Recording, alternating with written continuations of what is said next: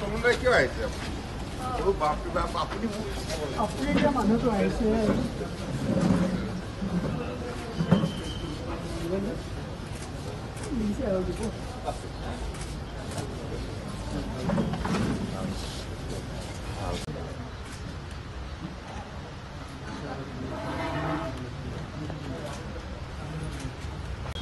ওচৰলৈ আহিলোঁ বিজয়া বাইদেউৰ আশীৰ্বাদ ল'বলৈ।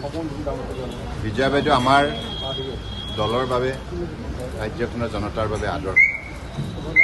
গোটেই গোটেই জীৱন সততা নিষ্ঠাৰে ৰাষ্ট্ৰৰ বাবে ৰাজ্যখনৰ জনতাৰ বাবে নিষ্ঠাৰে তেখেতে কাম কৰি আহিছে আৰু এতিয়াও তেখেতে যদিও বা কিছুদিনৰ আগতে অসুস্থ আছিল। বাইদেউক আজি দেখি খুব ভাল লাগিছে, মই ইমান মৰম লাগিছে আৰু বাইদেউ এই স্বাস্থ্যতে আকৌ আমাক সকলো দলৰ কাৰ্যকৰ্তাসকলক উৎফুল্লিত কৰি তুলিছে আৰু সকলোকে বাইদেৱে এইটো কথা সদায় মৰাই থাকে যে সততা নিষ্ঠাৰে জনতাৰ বাবে দেশৰ বাবে কাম কৰিব।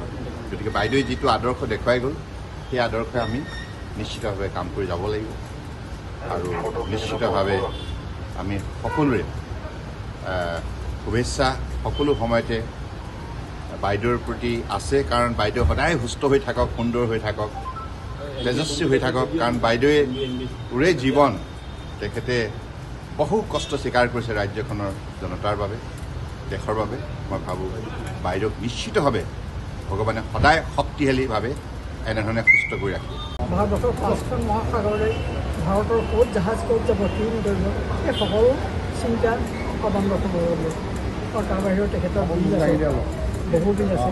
এই বিল তেখেতে নিৰ্ধাৰিত কৰিব। তাৰ মাজতো তেখেতৰ এই বদান্যতা, এই মহানুভূতি আমাৰ সদায় মই স্বীকাৰ কৰোঁ। এইকাৰণে আৰু মই ভাবোঁ ভগৱানৰ পৰ্যন্ত সুস্বাস্থ্য বা ৰূপ যেনেকৈ দিছে, সুন্দৰ ৰূপ যেনেকৈ দিছে আৰু তেখেতৰ মন আৰু হৃদয় ঠিক তেনেদৰে দিছে। ভগৱানে তেনেকৈ ৰাখক, এইটো মই কামনা কৰিছোঁ আৰু তেখেতৰ উত্তৰতো উন্নতি মই কামনা কৰিছোঁ। বৰ্তমান আপোনাৰ স্বাস্থ্য কেনেকুৱা?